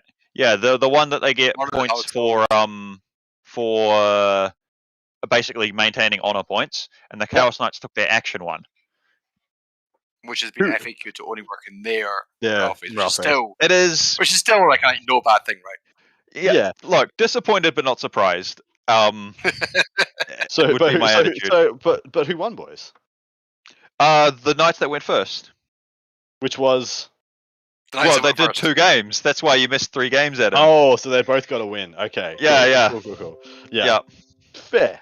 So first up, the Imperial Knights went first, and they did the Crusader, I think it was, spiked 22 mortal wounds with the stratagem and warlord trait. It was only 21, Alex. Come on. Oh, I'm sorry. Only 21, Adam. I've told you a million times, do not exaggerate. Yeah. A million, Adam, right? And that's not an exaggeration. That was the joke, of course. Yeah. No, I'm just explaining it so it's worse for you. You're welcome. way worse now. Way worse. Yeah. Yeah. So that happened. So the Abominants stood up again, and also 2 small knights died as war dogs of some flavor. No, turtle down on the Tau Custodes match. Somebody call the protection agency. We can't allow this kind of brutality, right? The Custodes threw drinking straws at him. It was super effective. I'm going to leave you guys to your commentary, start, and go to bed. Dude, thank you very much, Chris. Thank you extremely much for filling in for me, mate. Much appreciated. No worries, happy to do it. It was great fun, and I look forward to doing it again on Saturday. Can't wait, man. Good luck to you. Cheers. Thank you very much. Bye-bye. Bye. All right, my man. We're just gonna roll, right? We're just gonna roll. Yeah. Till the day gets old. We're time is fake. We are doing stuff. Yeah, this game. There's 40k doing stuff. Have we just got the single game to be shown for you guys, or we got a second one being set up? I think since we've had 2 other stream games, beside this one, it might be that we're exhausting the number of stream games available. That's totally fair. Yeah. All the games should be right out. People are just it's early on in Charity Hammer, so everyone's hyped up and have far too much energy. It's only the first Thursday. They haven't lost a night's sleep yet playing through the night. Then we'll see the real, boys from the men kind of garbage, toxic masculinity stuff, rise to the surface. Look, I think collectively between yourself, myself, and Chris, we've probably lost a night, like 1 night's sleep between us, right? Oh, easily. Yeah. Chris was about to lose it. I was down a bit, staying up for the data slate. Yeah. Nice. Oh, we do what we do for the game and the community we love. Yeah. And hopefully you guys will honor that and give freely to Charity Hammer so they can provide all those beautiful gaming needs and supplies for kids undergoing medical treatment. Please give if you can. Did we give away any prizes that I missed? Oh, if we did, I missed them as well. Because it would have been Colin in Colin's little segment. Indeed. Nice. Hopefully somebody won some awesome stuff. I'm sure some people have won some things. But if you don't want to miss out on winning anymore, people should donate more. If the earlier you donate, the more raffles it's better value to donate early because your raffle tickets will have more chances to be drawn. It'll go through more draws. Exactly right, dude. We had a question pretty much. There's a secondary here I've never seen before. Mortalis for the Custodes. What is that one? Ork Mortalis. So that is you select your opponent's Supreme Commander if they have one, otherwise their most expensive unit, and you sort of mark that for death. If you kill that unit, you get 5 points. Or if it dies. If you do it with a melee attack, you get another 5 points. Yep. And if you do it without them being in your deployment zone, that is yet another 5 points. It used to be you had to be more than 6 from your deployment zone, I believe. And also for each Custodes unit their sort of marked unit killed, you lost 2 points. But with the new changes, it just doesn't have that downside. So you can't lose points for that unit killing things, and it needs to get into your deployment zone for you to lose the points there as well. Well, happy to hear, because that sounded absolute garbage until you got to the not having that caveat anymore. I actually have taken it a fair bit as well, Adam. This has the same. It feels the same as when you were talking to Anthony on your Chaos Knights review, and they're reversed to the last. Yeah, it's I actually find it's been quite good in a few games. Sometimes it can be just a coin flip gamble. Like I took it in a mirror for a teams list, and we were just marking each other's bike units. So he won the duel on that front. He scored a 15, I think, for killing my bike unit. I didn't score any, but he, I don't think, scored any stranglehold or much primary, and so things went well the other way. Good. Well, happy to hear. And Anthony definitely did talk me around on that strat.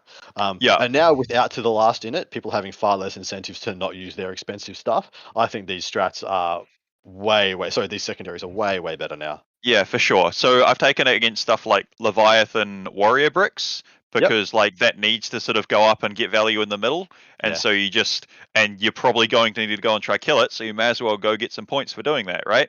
Spot on. So yeah. It's and it's in the same category as like assassinate and bring it down and such, where that's probably the easiest one for armies to not give anything up. Yeah. Yeah. To be built to you mean to be built to not give up, right? Yeah, big time. Yeah, I absolutely tend to agree, mate. Thank you to everybody who's joined us so far. In this table, what are you particularly seeing? I'm trying to have a little bit of a deep dive because I am just joining it early. Is there one huge unit of bikes in the top middle of the board? There are. It looks like 7? there's 4 bike. Oh no, that is a lot of bikes, isn't it? I count 7 bikes. So it could be that it's. I don't know what the lists are. That could be 2 units and a bike captain. Yeah, that could explain it. But it could also be just someone being an absolute champion with well, if you've 7 bikes. If you've only got those 2 awesome strats to use on them, you might as well only have 1 primo unit to use them on, right? Wrong, Adam. You do not have those 2 awesome strats to use on bikes anymore. That was in the previous status slate. Yeah, it's only infantry now. So you can't use either on the bikes, and it also stopped you from being able to turn off rerolls on your dreadnoughts. It's bad time. It's bad time. Yeah. I'm just going to go check that you can actually take bike units that big. I can't remember if they can still do that. You totally can. From I remember, you can take them up to 9, I believe. That was in the past. They might be kept at 6 now. Oh, true. Well, if it is 6, no, they are kept at 6 now. There you go. So it's a 6. Yeah, they are 3 to 6. Man, these stream games are like a 3/3 and a character. Yeah. It could be some combination of that. These armies on stream are really helping me look somewhat good when some of my factions have been relevant, so I can go get the books. Love it. Always love being relevant. Who doesn't? Yeah. I'm not sure. It can't be that relevant. I'm really relevant. It's all good. All right. Yeah. Never mind. So yeah, what are we saying? So we had a turn 1 recap earlier. So the drones and one of the crisis from the marked unit were killed. And some Sagittarian were killed and returned by Noah's Tower. Yep. So this turn it looks like some of they might be devilfish, they might be hammerheads. I'm not quite sure what they are. They went down. I'm not seeing a whole lot of tower around. That might just be because suits are more expensive and they're hiding. Yep. We have just been told that they're going to be re-racking the night game for the decider. For the it's a best of 3. I love it. All right, so we've got at least a broadside coming out, and that looks like is it Kroot strung out across between the 2 objectives there from the tower? Yes, because I assume it's not some custodies. Yeah, it definitely does. Well, there isn't any custodies unit that comes in a 10-man, right? No one takes 10 Sisters of Silence, do they? I don't think so. There's maybe some argument you could do it with some swords. Maybe people were talking about that early, but yes, no, you don't do that.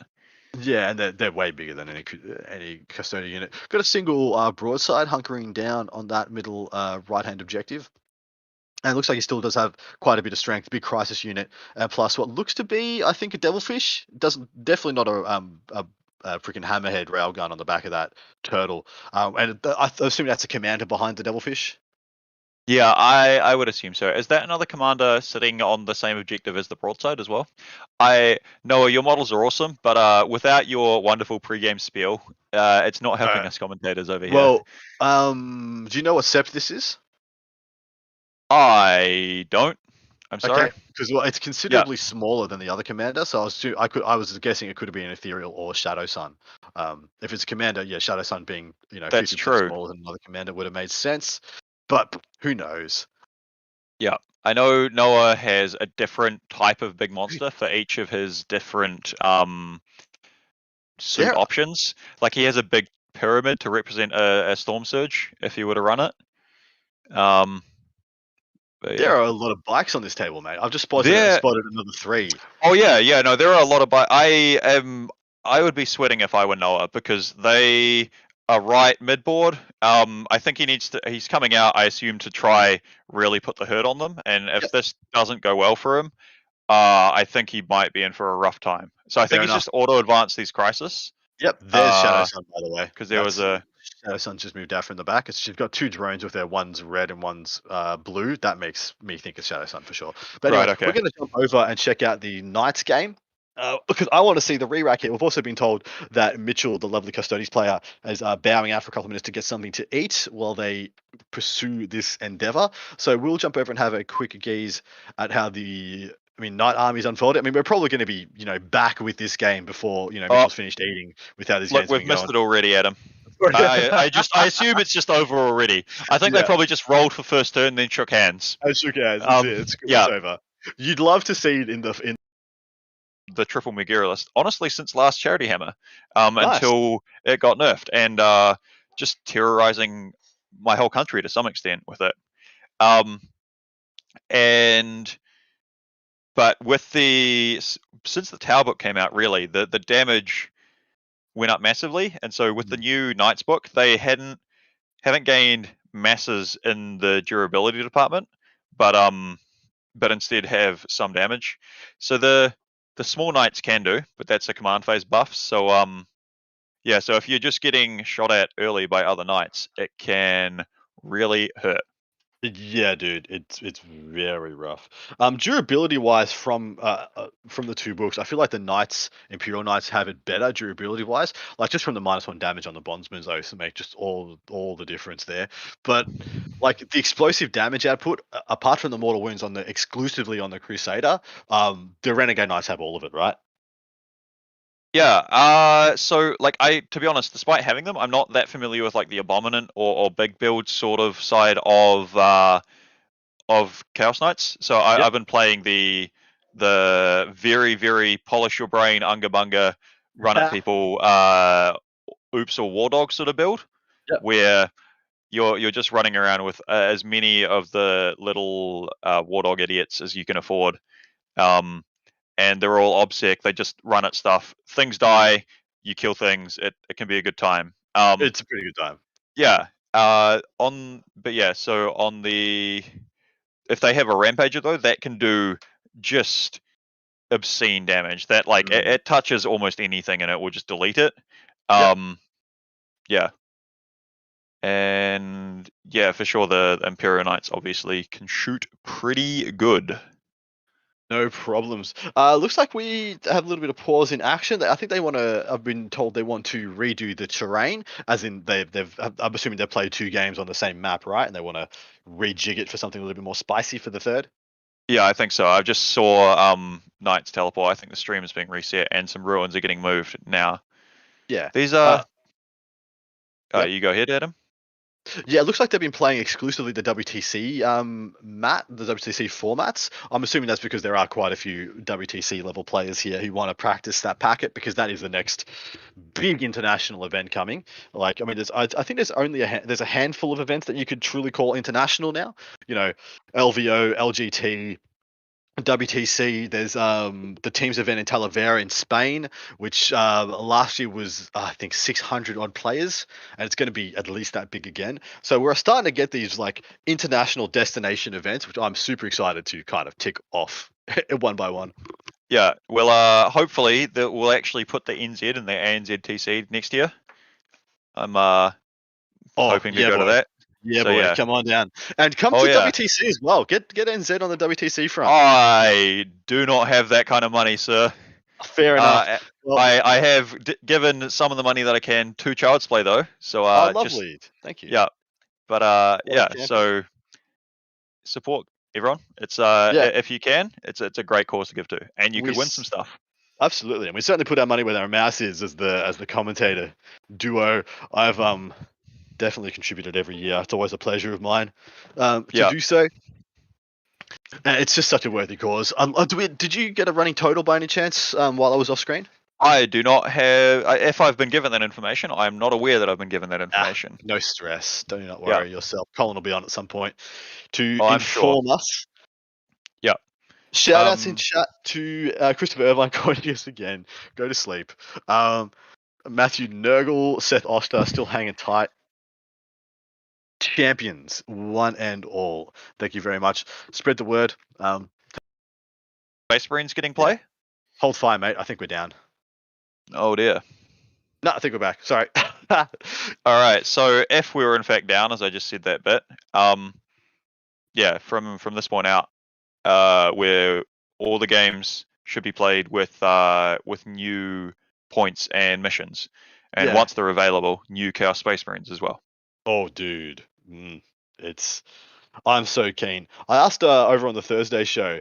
We usually have a certain level of tolerance for different armies being good for certain amounts of time. Like I think Ned's got.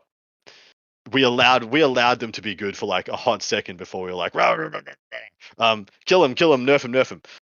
And the same for Eldar. But for Tyranids, I think that was because they'd already had it so good with like Crusher Stampede. They already had a top build, and we all felt it was just kind of like the rich getting richer for Tyranids. Look, that's fair, but let's not forget they were in the bin before Crusher. Before that, yeah, before Crusher came out and Leviathan, they were having a right old time. Yeah, they were absolutely pants like nowhere, right? Yeah. Whereas we kind of have a different set of tolerances for different factions, and I'm wondering how long we're willing to give Chaos Space Marines. If they come out and they're absolutely cranked, I am literally willing to shut my mouth about them and not call for a nerf or a change for like 3 solid months, just because I think Chaos players absolutely deserve it. One of my friends pointed out that it would be really, really wonderful if the Chaos Land Raider, it's not going to matter, but if the Chaos Land Raider has its D6 plus 2 damage las cannons and toughness 9 for like 2 years, and the Imperial one just sucks. Just sucks for 2 years? Yeah, it would be funny. It wouldn't be quite as good though. And then on the other hand, I thought it'd be funny if it does happen, and then we've got just the Custodes, Rhino, and Land Raider both being the worst in the game. Because it's the only Rhino that doesn't have armor contempt. It's funny. I love this idea. Yeah. This is great. This is great. Yeah. We can hear you. How many bigs, how many smalls on each of these lists? It looks like 2 bigs and a bunch of smalls for the Chaos, which I'm assuming is in the top right. Yeah, I think it's 2 and 6 for both.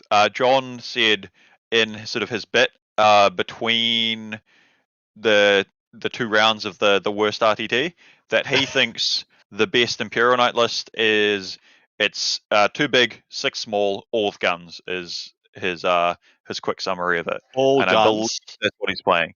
Yeah, I think it's a Crusader and a Paladin on the Imperial side. He was rolling Field of Pain, so I'm pretty confident he is playing House Tyrannus. Yep. And so he will have.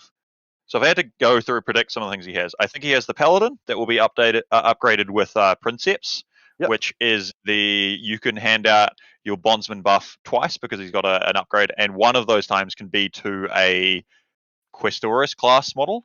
Correct. And so he'll be giving that to the Crusader, and so that'll probably have. It will almost certainly have Endless Fury for extra shots on its Avenger Gatling cannon. It could either have the Tyrannus Knight of Mars, so he can have an auto 6 in there. Say if he had had a thermal cannon, just auto one of those wound rolls for the big damage that strat active. I don't know if I should keep talking here. I'm going to keep talking and might repeat myself. No, that's fine. Just hold fire until you see the picture, mate. Usually what I do. We only have so much breath in our bodies, even I. Yeah. Oh no.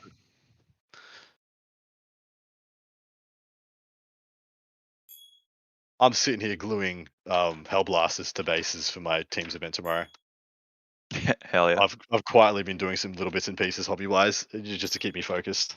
Yeah. I think we may be back. In theory, it is back, says the Tech Priest. I am going to refresh a page or two so I can contribute to viewer numbers while commentating. Good man. It's a cunning ploy. Yeah. And so if those are running, then I'll start going back through lists. Which I don't. Yep, it's just come back for me, which accounts for stream delay. So here we go. So John was saying he thinks that 2 big, 6 small is the best. So I believe it'll be a Paladin with Princeps, so he can hand out his reroll 1s to hit and wound to the big knight, the other big knight, which I assume is a Crusader. Yep.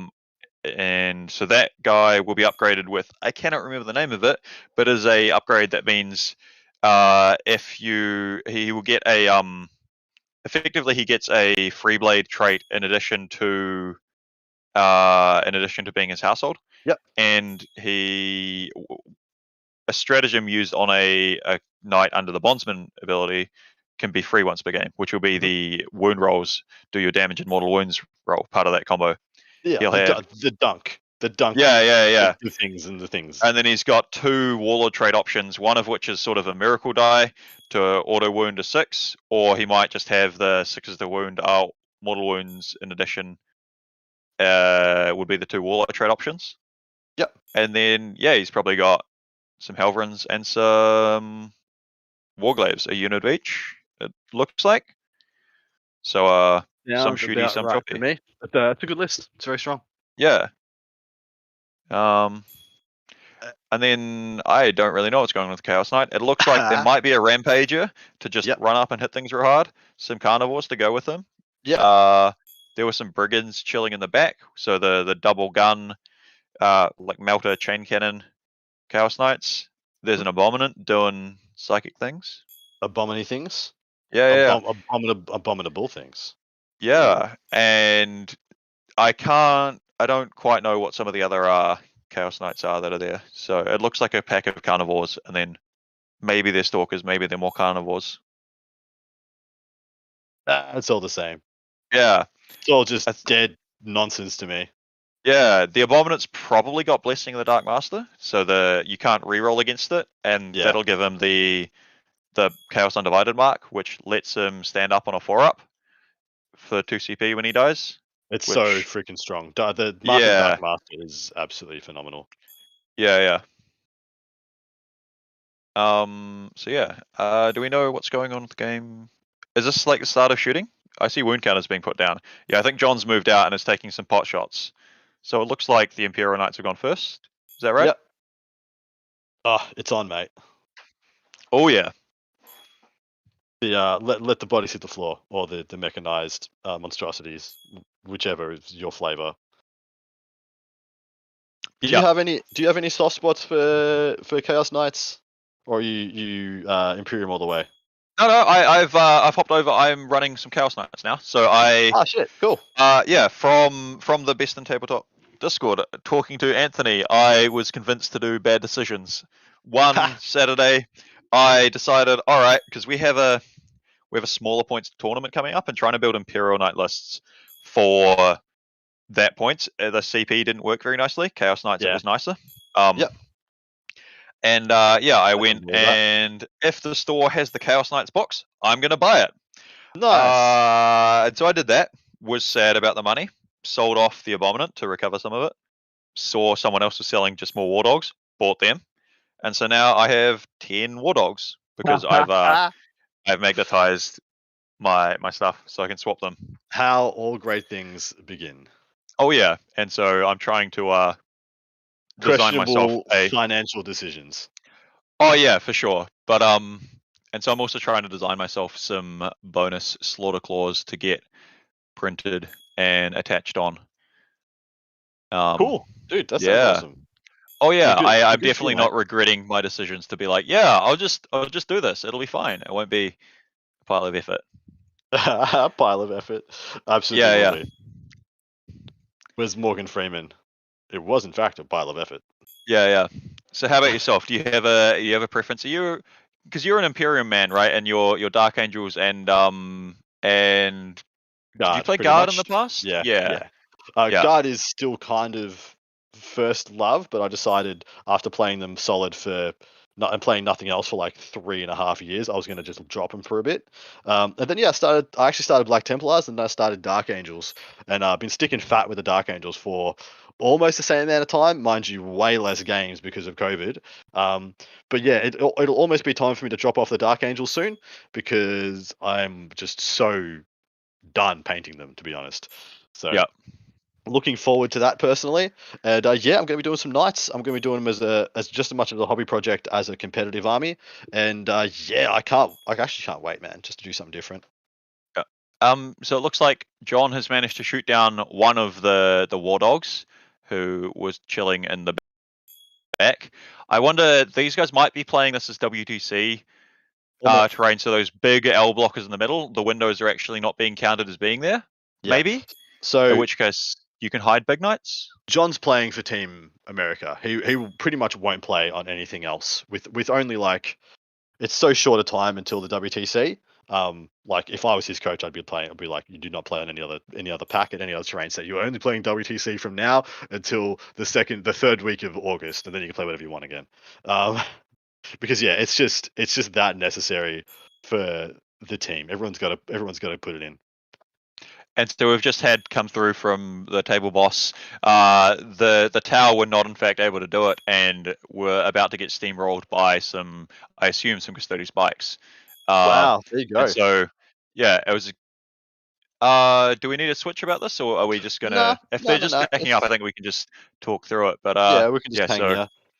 He's going to need to revise his list before tomorrow, which I believe is when he'll start in the.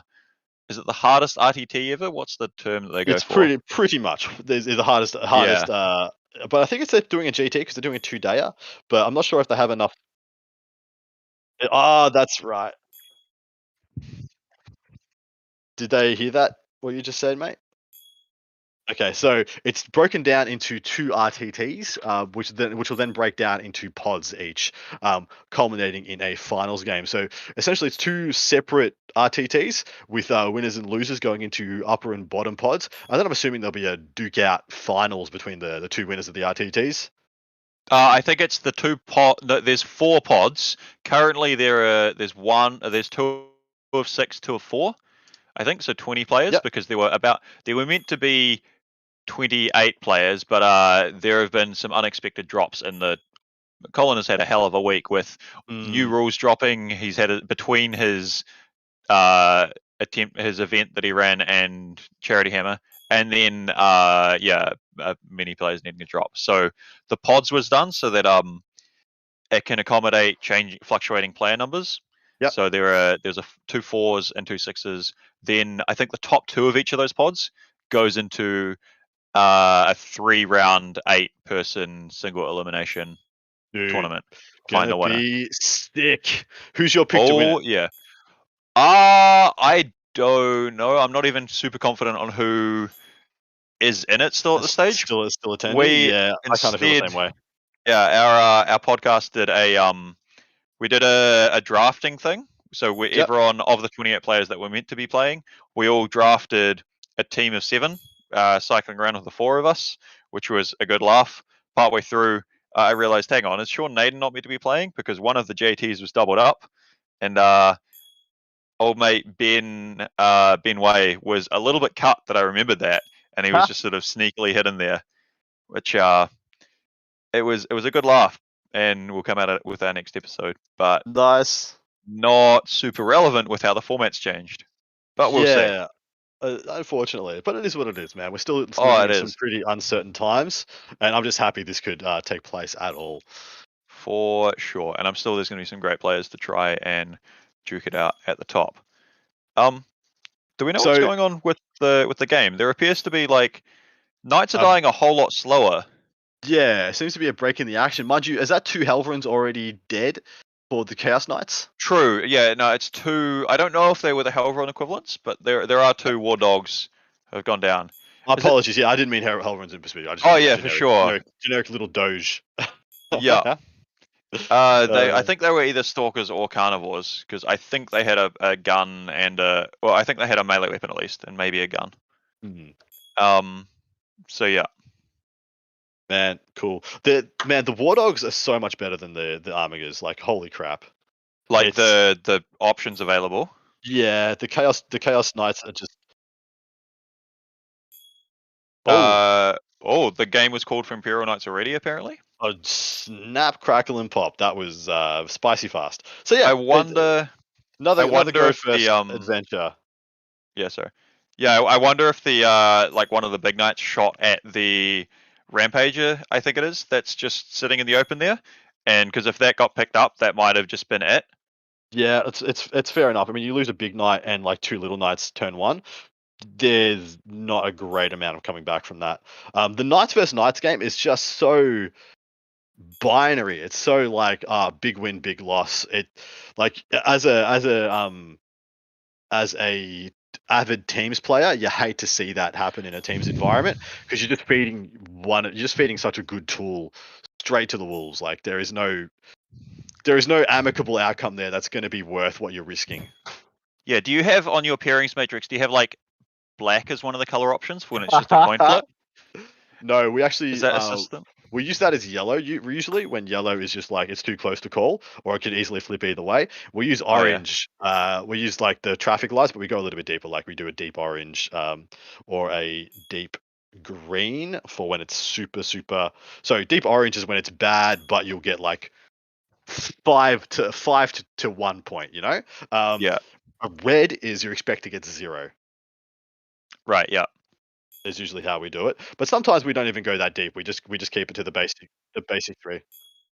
So we are going to wrap up for today's coverage. I believe we might be back later. Colin is going to chat to you guys for a bit. We will be back though. I'm hearing that we will be back with some more spicy games. So stay tuned, sit tight, wet a brush, and hear from the man of the hour, Colin Sherman. He's probably going to give some things away. Good luck. I would assume. Hey guys, I hope we're still having fun. I'm still having fun. I can't believe that it is like, how late is it? 9 o'clock at night? It's a little bit, what? 8 o'clock? Yeah. It really looks like 8 o'clock at night out there, doesn't it? Welcome to incredibly northern in our country. Okay, so we need to take the stream down for a little bit because the computer that's hosting the main stream is the thing that's causing the problems, we believe. So we're going to